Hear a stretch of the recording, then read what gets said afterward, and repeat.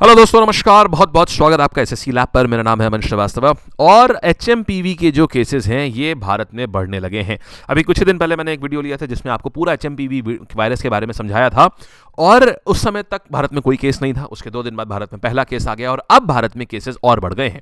आप देखिए यहाँ पर अभी 4 घंटे पहले तक 5 एचएमपीवी केसेस, अभी 20 मिनट पहले 7 और इस समय as I am recording the video ये केसेस बढ़ के अभी 10 के करीब, 8 से 10 के करीब ये पहुंच चुके हैं।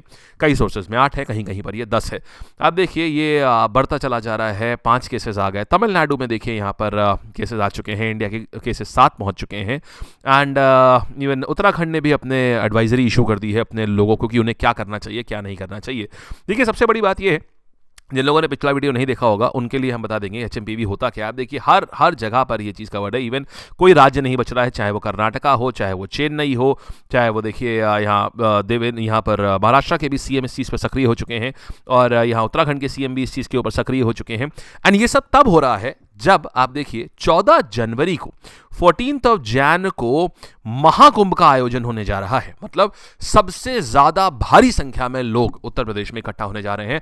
महाकुंभ एक बहुत ही ज्यादा पवित्र और बहुत ही ज्यादा पौराणिक समय से ही ये महाकुंभ की प्रथा जो है ये बहुत ज्यादा खास है। तो प्रश्न ये उठता है कि क्या महाकुंभ होना चाहिए या नहीं होना चाहिए, क्या हमें इस वायरस से डरने की आवश्यकता है कि नहीं है। हम ये सारी चीजें इस वीडियो में देखेंगे। देखिए सबसे पहले एचएमपीवी वायरस समझ लीजिए क्या है। एचएमपीवी के अभी तक भारत में 8 केसेस आ चुके हैं, जिसमें महाराष्ट्र को ये 2 केस हैं और यहाँ पर कर्नाटक की बात करेंगे तो यहाँ पर 2 केस हैं, तमिलनाडु की बात करेंगे तो 2 केस हैं, पश्चिम बंगाल, गुजरात में एक केस है। मोस्टली आप धीमे धीमे देख रहे हैं हर राज्य में ये केसेस जा रहे हैं। इनकी खासियत ये है कि यहाँ पर मेनली ये जो है ये बच्चों में ही हो रहे हैं। 13 साल की लड़की, 7 साल का लड़का, इसी प्रकार के बच्चों में ही जो है इन्फेंट्स हैं और बच्चे हैं, इन्हीं में ये केसेस देखे जा रहे हैं। और अभी तक ऐसा नहीं देखा गया किसी बहुत बड़े वयस्क को ये वायरस हुआ हो। भारत में एटलीस्ट अभी तक नहीं देखा गया है। तो 8 केसेस सामने आए हैं। देखिए 8 महीने का बच्चा पहला केस था, फिर 3 महीने की बच्ची, 2 महीने का बच्चा, 5 महीने का बच्चा और अभी मैंने आपको तमिलनाडु चेन्नई में 13 साल और 13 वर्ष और 7 वर्ष का बताया और फिर महाराष्ट्र और नागपुर में। तो ये सारे इन्फेंट मेनली बच्चों में ये वायरस पाए जा रहे हैं। लेकिन बात ये आती है कि भारत के स्वास्थ्य मंत्री इस चीज से क्या कहते हैं। देखिए स्वास्थ्य मंत्री की तरफ से ये बात बोली गई है, ये है जेपी नड्डा साहब जो कि भारत के स्वास्थ्य मंत्री हैं। इन्होंने बोला है कि इसमें कोई भी ऐसी घबराने की बात नहीं है, इसके ऊपर हो हल्ला ज्यादा है लेकिन ऐसा कुछ नहीं है। देखिए उन्होंने ये भी बोला कि देखिए ये कुछ नया नहीं है, 2001 में इसकी पहचान हो चुकी है और इसके बाद ये दुनिया में फैला है। हाँ ये बात सच है कि इसमें थोड़ा सा जो रेस्पिरेटरी सिस्टम होता है उसमें समस्या होती है, लेकिन ऐसी कोई समस्या की बात नहीं है ये। और ये फैलता एयरबोर्न डिजीज है, माने ये सांस लेने से फैलता है, ये हवा के माध्यम से ये फैलता है और ये असर तो सभी एज ग्रुप पे पड़ता है, लेकिन आमतौर पर बच्चे ही इसका मुख्य शिकार जो होते हैं वही हैं। तो देखिए ये सेंट्रल गवर्नमेंट की एडवाइजरी आ गई है। एडवाइजरी का अर्थ होता है कि आप लोगों को किन किन बातों का ध्यान रखना है। छींकते और खांसते समय मुंह और नाक को रुमाल या टिश्यू पेपर से ढकें। ऐसा क्यों बोलते हैं समझिएगा। देखिए कभी ना अपने आप स्क्रीन पे देखिएगा, लैपटॉप स्क्रीन पे आपको अपने लैपटॉप स्क्रीन पे ना ऐसे छोटे छोटे आपको निशान मिलेंगे।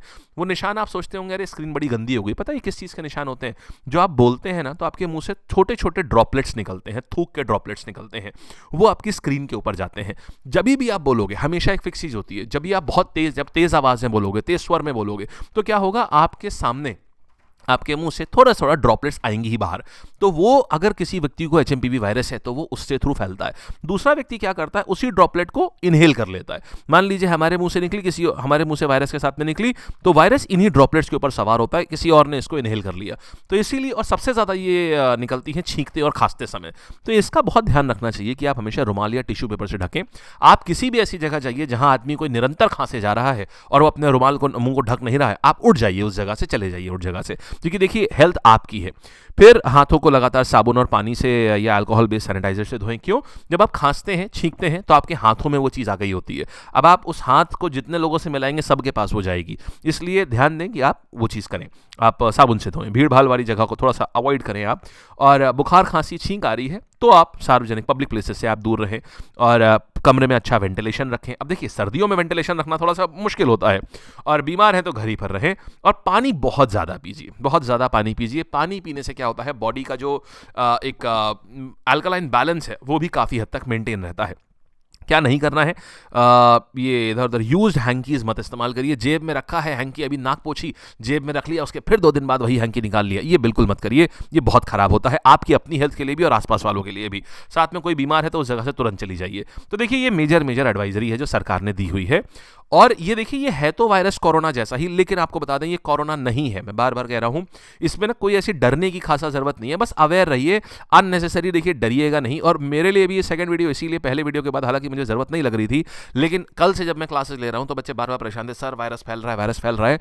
तो मैं आपको फिर बता दूं, देखो भाई, और कुछ गलत भ्रांतियां फैल रही हैं। देखिए ये कोविड फैमिली का वायरस नहीं है, ये कोविड के सिम्टम होना और कोविड फैमिली का वायरस होना, इसमें जमीन आसमान का अंतर है। सुनिएगा, एचएमपीवी वायरस के सिम्टम जो हैं ये कोविड जैसे हैं।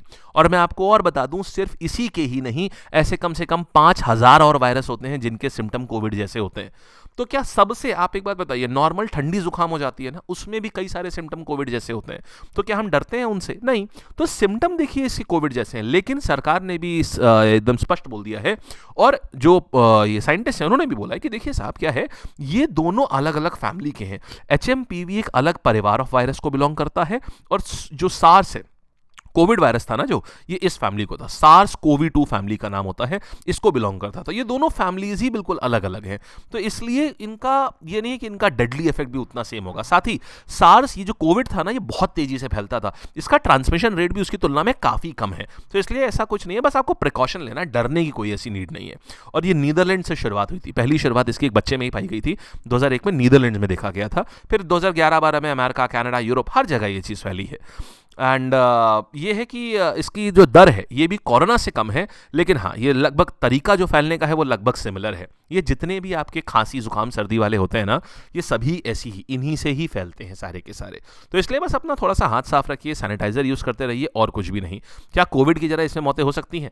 देखिए संभवता है मौतों की, लेकिन ये इसमें यहाँ पर चीन ने भी, जहां से ये ओरिजिनेट हो रहा है, वहां पर भी ये बात बोली गई है कि देखिए जो आदमी गंभीर मेडिकल कंडीशन, इसमें स्पेशली ध्यान रखना होता है किडनी के पेशेंट्स का।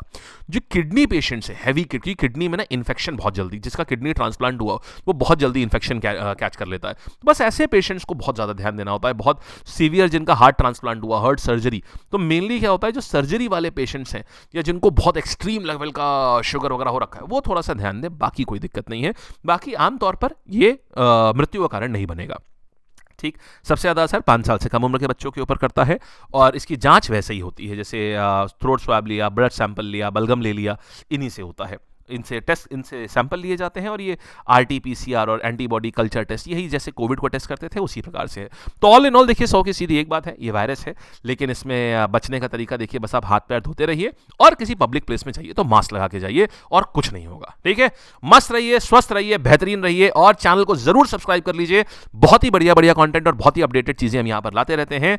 और आप किसी भी एग्जाम की तैयारी कर रहे हो, वनडे एग्जामिनेशन की, SSC की, बैंक की, रेलवे की, जो भी है, तो आप इस और उनके कोर्सेज के लिए आप एनरोल करना चाहते हैं तो आप यहां पर कर सकते हैं। ये है LAB lab code for maximum discount. Railway, SSC, इन सारे कोर्सेज लैब की वेबसाइट पर अवेलेबल हैं। लैब की वेबसाइट lab.live, नीचे डिस्क्रिप्शन में आपको इसका लिंक भी मिल जाएगा। ऑलराइट, चलिए, thank you, bye bye, take care, all the best.